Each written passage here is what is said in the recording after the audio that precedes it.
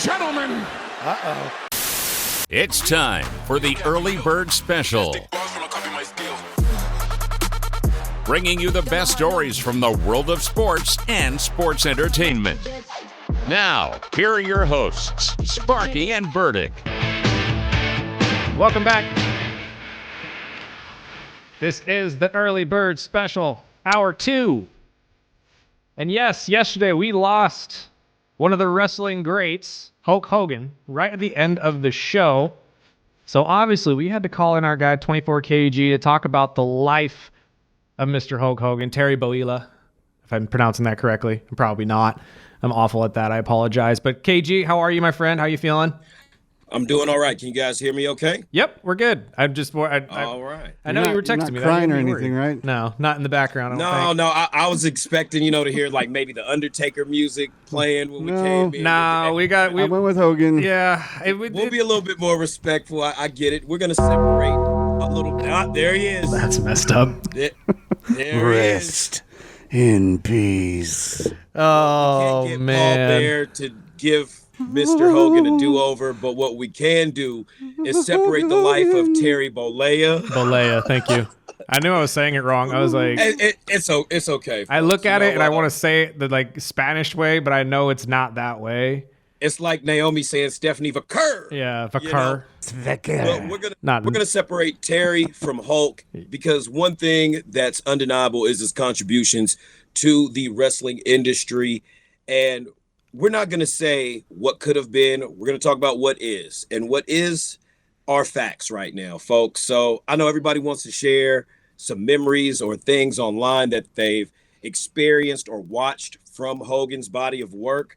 But let's just get to the meat and potatoes here, folks. Without Hulk Hogan, we probably wouldn't be doing what we're doing, discussing what we're doing in this capacity. 100%. And for every other journalist or aspiring podcaster that covers sports entertainment, without Hulk Hogan, we wouldn't have a lot of people that followed and were raised off of a wrestling generation of seeing a guy who behind the scenes was controlling, egotistical, super manipulative, but changed the course of how we view things now, personality wise, physicality, just the whole presentation and entertainment wise of that, and just some facts that we could go down. But before we do that, is there anything that you guys would like to speak on? Because it happened at the end of the show yesterday. We really couldn't go into much because it was such a hot news day, so letting you guys kick off first. I'll go first just because I'm the oldest. You're the I'm veteran. the vintage. I mean, I grew up in the prime Hogan days, and when I was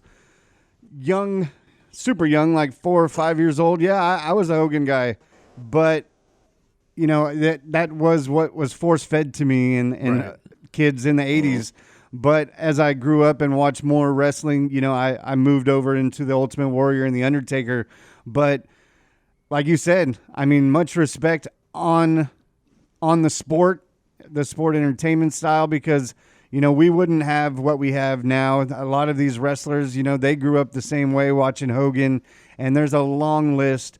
But, at first I was like, okay, well, we've known he's had health issues. And, the last time we saw him in a WWE, how he got the booing with the Netflix debut. Yeah. But I go back in, his prime. I wasn't a WCW guy. I say it every week. So I didn't get into the Hollywood Hogan, the NWO type stuff. But I did, I saw a list that the WWE put out with fans that voted on their top 5 matches. Well, we can get into that in a bit later. But I have to have respect and love because that was a big chunk of my childhood with Hulk Hogan and Suburban Commando and Mr. Nanny and all these low-budget movies. No Holds Barred. No Holds Barred, which was the best one, I think. What's that I smell? But in the back of my head last night, my wife was laughing at me, but I immediately thought of, Macho Man is sitting there at the gate just waiting for Hogan. And hey, it's going to be a heavenly smackdown. But I have to throw out some love and rest in peace. And, I know he had some family drama with his daughter, and it's always sad to see one of your legendary icons pass. I mean, this has been a rough week. I grew up as a diehard Aussie fan too, so it's been a rough week. Again, they go in threes, but apparently they go in fives if you look at it. But I don't know. Being a younger fan, I said this on the Greg Kerr show yesterday. I didn't grow up with Hulk Hogan as the wrestler. I really grew up with Hulk Hogan as the actor, and really was told that he was a wrestler. And I got to see a lot of the NWO stuff. Don't get me wrong, but it is more. I respect him for what he did for the game. Outside of that, I kind of echo Seth Rollins' sentiment.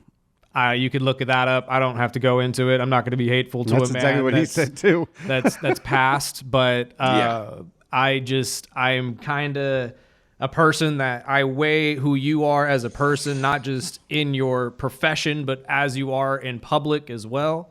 It matters. It does matter. So Terry, peace out, dude. Hulk, sorry to see you go. That's the way I look at it. Most definitely. And for folks that don't really know more about Hulk Hogan versus the last few years, which has been really just embarrassing and detrimental to his legacy, really harmed his legacy on what it presented in the wrestling world, I would have to say this. If you look at just that, of course it looks bad, especially when you don't have a chance to redeem yourself entirely, truthfully, honestly, from the heart, which he didn't. But did he really want to, though? He didn't. We all know that. He doubled down on a lot of it. Yeah, he was a known racist and a liar, an embellisher, But to what he did in his earlier days athletically, we're going to talk about that briefly. Because personally, we could do a whole nother episode about the dark side of the ring episodes and all the 100%. Folklore that is in wrestling. So with Hulkamania, his rise really began in the late 70s, early 80s. We could skip past the whole, working for Vince McMahon Sr., him getting fired initially because he did the role in Rocky. Now let's pause right there. This is what really kicked off the whole exposure of sports entertainment to Hollywood. Vince Sr. was not really cool with that. Vince McMahon was. So once he took over WWF at the time, he brought Hogan into Flagship, this newly branded company, with developing relationships with MTV at the time. For those that remember, MTV was all about the music, the rock stars, the whole integration of movies and music happened with one of the first culminations of WrestleMania. Now, speaking also with WrestleMania, how it changed the game of how we look at wrestling pay-per-views and PLEs, mainly because of Hulk Hogan becoming the first certified top guy. The billing was always booked around him. He headlined the first 8 to 9 WrestleManias. He's one of the first wrestlers to say at the time to express having creative control in his contract, which was practically unheard of to be voiced out in front of people. We could go over the steroid allegation trials with him and Vince McMahon. There were a lot of dark clouds in his era through WWF. But once he left, because the gimmick at the time, the say your prayers, eat your vitamins, was becoming very worn on the fans, and how you say pushed on us. And that example of how we see superstars pushed on us today stems from the Hogan effect of too much. What else can we do? We're booking all on one guy and everything else falls around us to the floor, and it's hard to pick back up and rebuild that person's character. Much like what happened to Brett in the WrestleMania, I believe it was 8 or 9 match with Yokozuna, and him pulling a fast one at the end, which it really showed the depths this man would go to ensure his own success, to be at the forefront. Now, once his release from that happened the second time, he found a brief break, a hiatus in movies and film, which we grew up watching, that we just talked about, and found his way right back to wrestling with a company called WCW, headed by Ted Turner, who was head of TBS, TNT, and wanted to go into business against Vince McMahon. Now, think about this. Vince McMahon, in essence, created the Hulk Hogan character along with Terry Bollea. For him to go over to WCW and almost put them out of business for 83 weeks straight was a real, slap in kicking the face. The balls right there. Yeah. So we see this happen. Let's flash forward. NWO whole career resurgence. This man had some very memorable moments in his career, from the slam with Andre, his feud with Macho Man and Warrior, being the third man, all these things that refaced wrestling in a sense to where we look at it as sports entertainment now is because of Hulk Hogan. So to stem off of what you just said, so we're all different generations. So when you think of Hogan as a wrestling fan, which match really sticks out to you? Andre and Hulk. That's the one everyone talks about, the slamming of Andre. I mean, WrestleMania. And watching those documentaries and hearing the whole story building up to it. Yeah, and it's really what set the tone for him in his entire career. I know we talked about how he's the guy who mainlined WrestleMania, I believe 8 of the first 9 of them and all of that, but none of that would happen if he doesn't slam Andre. Yeah. If he doesn't prove that he can WrestleMania be the guy. 2. Which wasn't the first time he actually slammed Andre. No, not at all. Practice. Previous times, but it was the first time for a pay-per-view for that to get over. Right. But my opinion on that question that you just asked, Spark, would be The Rock versus Hogan. We've seen a real live, current day face heel turn between two characters who went in on totally different ends of that match. That was almost a 3rd, 4th, 5th revitalization for Hogan's character and career, which he went on to win his 6th championship, which was the undisputed title at the time, totaling all his reigns to about 1,477 days, actually 474. So, and that was the passing the torch type deal. Oh, absolutely. So yes. They had to have Roman Reigns break that record entirely, or come close to it, because the things that he was going through, with the controversy outside of the business, we're starting to pile up so high it was overshadowing his accolades in his career. So, I mean, I feel bad because that was one of the matches I'd never seen. And over the weekend, I will watch that. I did see some highlights. Growing up, I mean, obviously the Hogan, Andre, I was too young, but I've watched the matches. I've watched all the WrestleManias. Yeah. So, I mean, it was a hell of a match. But that was, Andre passing the torch. So exactly, most definitely one of my favorites, and it's a close one. Obviously, the one with the Warrior was him passing the torch to the Warrior, which didn't turn out because everyone found out the Warrior wasn't really a wrestler. He was just, eye candy for, Vince and the bodybuilding, culture body, but the IBF and everything else that exactly. was yeah. But one that sticks to me is the WrestleMania 6 with Randy Savage. I think that was one of my favorite. I could throw in some matches he did with the Undertaker, but those weren't PLEs. That was the Undertaker growing into that character. But I would have to go with the Macho Man, because that's when you really got to see two icons go at it with obviously not bringing up the Andre thing, because that was, Andre on his way out and he could barely move in that match. And once, they ended up that match early because his back and his injuries. But this was prime Macho Man, prime Hogan when they had their match in WrestleMania. So that's the one that sticks with me. What they would refer to back then as the golden era. And before we move on to the next jump, I got to sneak this one in there. Hulk Hogan versus Shawn Michaels. We know what kind of sandbag show that was. Yeah. And how Michaels felt about working with Hogan and the crap that was built into that. Fans go back, watch that, and they talk about that more so than anything because of the way Shawn Michaels sold.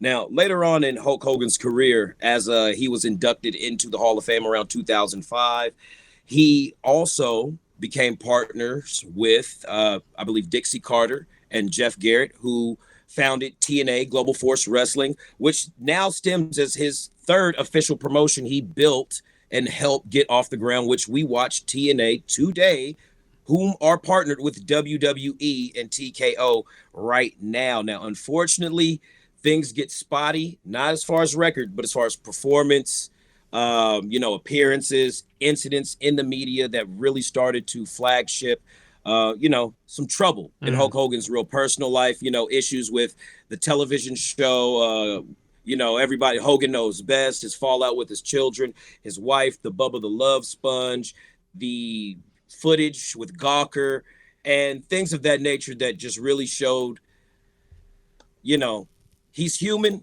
subject to being flawed.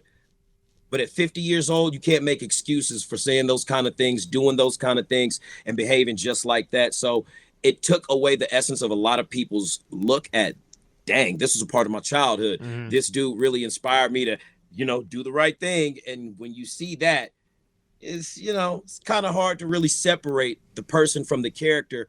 But in this instance, we have to reflect back more so on his career and not his personal choices and mistakes. Well, both of you are music guys, and I'm going to float this out there just because it came to my head, but would you kind of compare this to the Michael Jackson situation, where you have to separate Michael's music from Michael the person, much like we have to do with Hulk Hogan. Well, in any case like that with R. Kelly and R. Kelly would be a great example as well. Numerous examples. People are always going to look at the body of work and not really care about the person involved or behind it. In this instance, since we feel so connected as wrestling fans, and in this day and age where the curtain is pulled back and the sheets are peeled up so you can see what's going on, you can't help but to feel let down in the aspect where reality is suspended, but you would still expect these people to come in, do these jobs, and play these characters, knowing that they're role models to children and so forth, to hold themselves to a moral standard of not doing that. Not just saying not to do it, but, don't get caught. Because he was more so about, just don't get caught doing it, which holds no accountability for that kind of behavior, which is damaging to the longevity of his career. And relationships. Yes, and personal relationships. So, me growing up, being from the Bay Area, I was talking about this earlier yesterday with my family.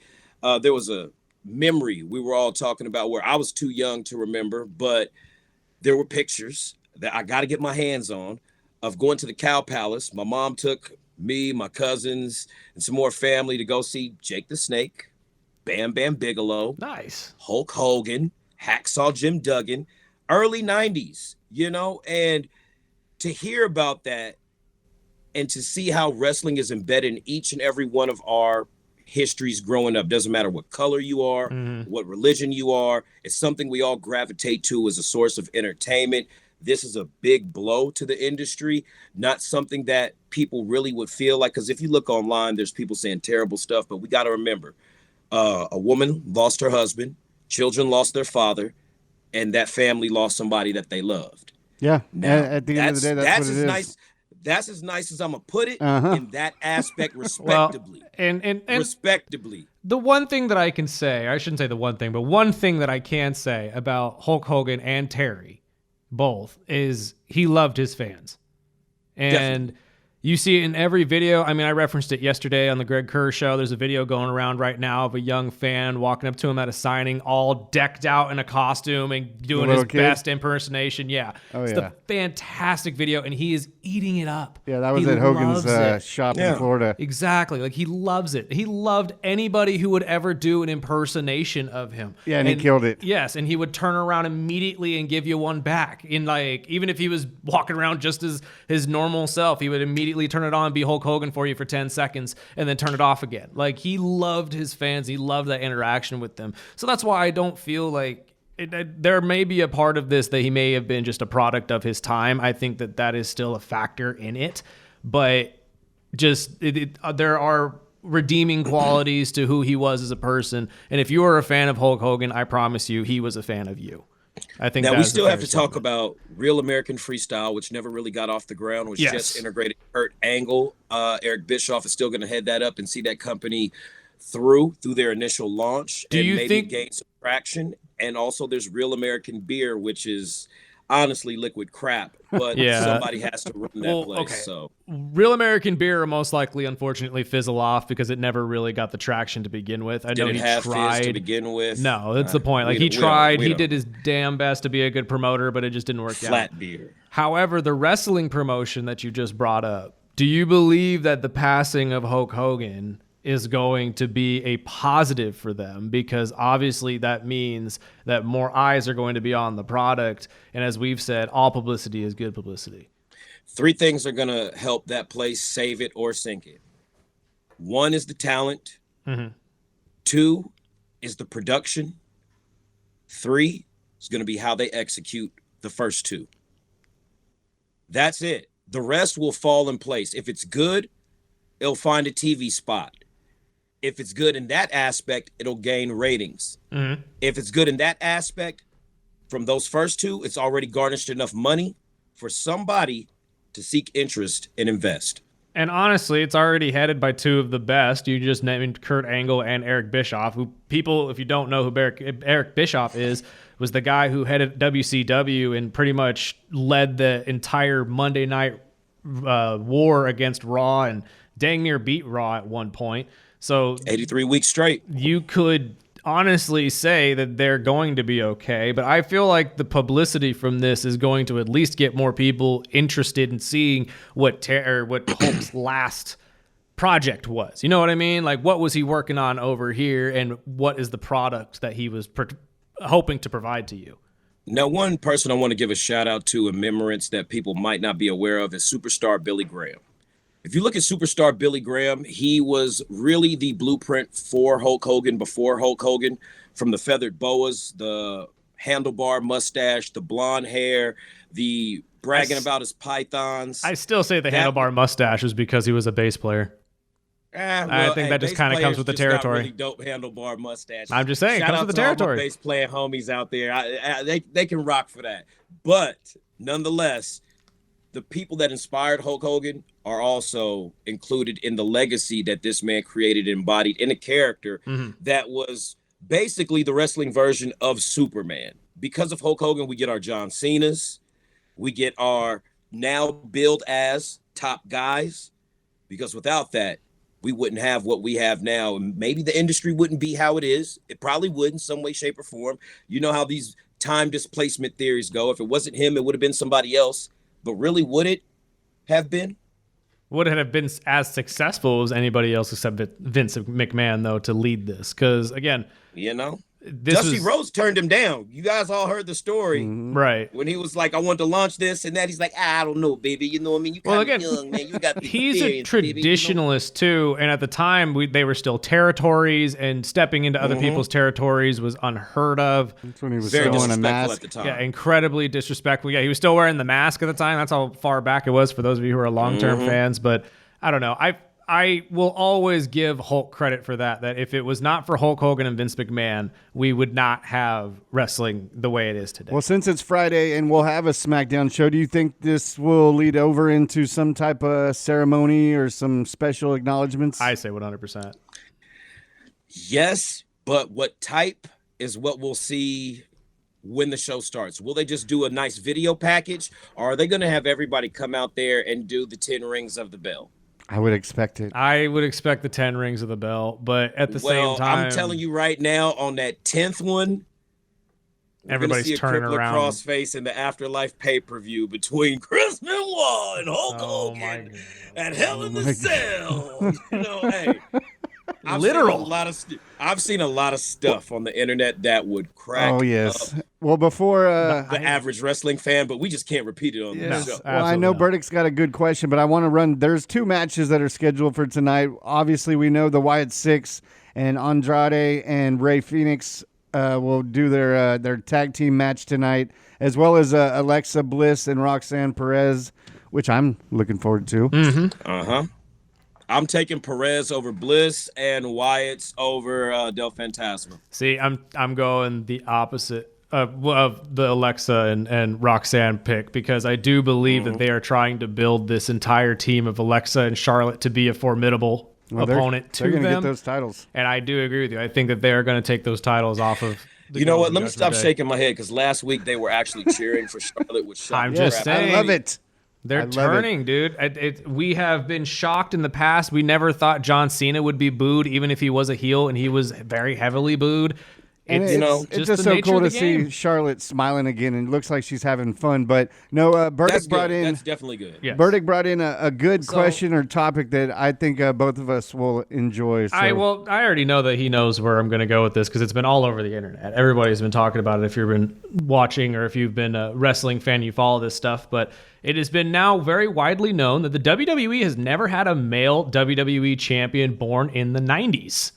It's crazy, right? It's incredible. I didn't believe it at first, to be honest with you. I was like, no way. But then when you really look at it, no, it's actually true. A lot of these guys were born in the 80s and all of that. So I'm going to go down a list. And mind you, this is just male superstars. We've had female superstars win that were born in the 90s, Io Sky being the most recent.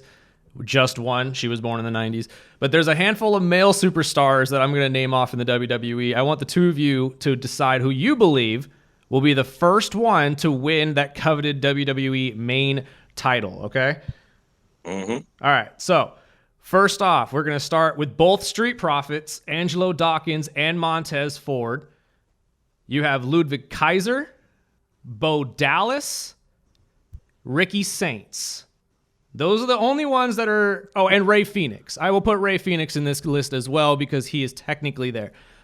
Are any of those names people that you see potentially taking over the WWE? And if not, are they just going to pass over the entire millennial era and go straight to Gen Zs?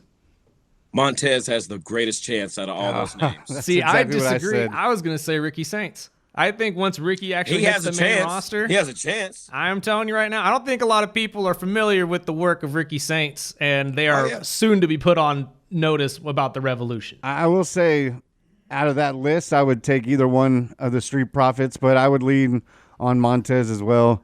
But I don't see it happening. Sadly, I don't see any of them getting a heavyweight title. And that's the weird part, right? Like, which is a Braun Breaker will have 5 reigns before any of those guys. That's what I'm saying. Like, we're completely jumping over the saying. 90s babies. What's going on here? I feel a little bit attacked. I'm not going to lie. And I was thinking Finn wrong Balor because Nope. it is his birthday 80s. today, and I looked it up, and he's 81. He's older than me. He's an 80s baby. What? Yes, Hey, Finn looks great for his age. He's Uncle 44 Finn out today. there getting it in. Dude, Finn looks amazing for his Or age. 45 But today. If I had to pick one, it had to be Ricky Saints. I think that his body of work just warrants that he's going to get at least a shot for one. I wish I could say Bo Dallas. I really do wish I could say Uncle Howdy would And get NXT, some he sort was of... awesome. Yeah, but outside of that, they haven't really pushed this this entire Wyatt 6 story yet. I mean, we're getting a little bit of it right now. I'm but glad they got the tag team titles, but I think it's the wrong tag team. yeah. Very Well, much no, so. I like the Loomis and, I like and it. Gacy team up. But I think it could have been better. Because All right, then you Buck, could I have got Eric one more Rowan go question after for the you middle guys. cards. I got one more question for you guys. Greatest heel turn that you can just think of off your head right now in the last 20 years. And we're not just going to say hold it specifically to Hulk Hogan, but he's involved Hogan. in a few. Hogan is involved in a few, but I got to go with the Cena one.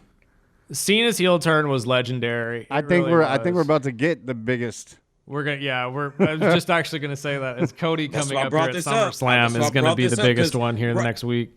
Right now, people are feeling like Hogan #1, of course, the NWO, the inception of that group, that faction, one of the greatest factions of all time. John Cena, which is recent. Mm-hmm. For a while it was kind of battling out with Seth Rollins, stabbing Roman Reigns in the back, breaking up the Shield. That will always have a special spot in my heart. It's definitely in the top 5. Definitely in the top 5. There were some 4 Horsemen mentions in there when they turned on Sting and whatnot. But I would have to say top 3, maybe. Hogan, NWO, Cena, and that third one is basically based on your opinion and knowledge of wrestling. But potentially, if what is about to happen, of what we think is going to happen, what am I we talking got to about? throw Cody's. We got to throw Cody's. No. heel turn in there as well. Biggest Wait. betrayal Hey. in wrestling is Wait. Marty Jannetty, Shawn Michaels, barbershop scene, kick through the window. That's a good one. That's a very good one as well. But no, the biggest betrayal in wrestling is when Stone Cold decided to team up with Vince McMahon for the first time and say F you to all the fans. You hurt my heart, bro. Why'd you bring that up? Dude, Well, that Marty that's Jannetty one. that was Shawn Michaels was Marty killer Jannetty too. was pretty crazy. But Yeah. final, real That quick was before we Marty let you go. Jannetty's actual real life. Yes, Absolutely. Final before we let you go, because we do got to get to a break. Thoughts on Travis Scott being wiped from 2K25's DLC and replaced with El Grande Americano? Nice. Good. Good. I'm glad. And did you And see dude, he's getting- Dijak got put in the game? Bro, he's in Dijak is the- Fortnite. He's in all kind of games. Dude, Travis Scott is in enough video games. Man, Travis do your Scott- thing and make sure you got like safe shows. Or, I'm sorry, for people to Dijak. go I'm sorry, to. New Jack. New Jack is in the game. Well, either way, dude. Hey, I'll take New Jack over Travis Scott any day. they Travis threw New Scott Jack the is piss out of Travis Scott. I'm just saying. he must have pissed somebody off up there because he is getting some fire this Dragged. week. I don't think he Dragged angered by everybody. anybody in the WWE. I think the WWE just realized that we didn't want Travis there. Yeah. Hell, he came out smoking weed on TV, bro. Like, come on. you Right can't next do to that their with- top you- kid you star can't do- too. Man, How did show you me think one about it? job where you can walk in there and smoke weed on TV and think it's all cool to come back, and he still came back and hurt somebody at work. Man, bump that. Get Travis Scott out of here, bro. I'm rolling with Jelly Roll. I was just about to say, it's so bad Bad with Bunny, the Jelly Roll. You know, give us the guys that actually care about wrestling if they're going to come in as celebrities, because when you take it all the way back to even WrestleMania 1 through 3, Cyndi Lauper, Muhammad Ali, and so forth, this music and wrestling connection has been standing for over 30 years plus. So let's don't screw it up now. And they're big fans. Travis Scott go in there and break somebody's eardrum like he did last time, trying to get it in, letting Dwayne pump him up. Hey, man, peer pressure to get somebody hurt. Chill out. Let the professionals do the professional stuff, and you do the music. I'm just saying, respectfully. Absolutely. That's exactly where I feel. Thank you, sir. Appreciate your time as always, and we will talk to you on Tuesday. Yes, sir. Have a good day, my friend. We got to take a break real quick, pay some bills. This is the Early Bird Special on 101.1 FM, 1230 AM, ESPN Bakersfield.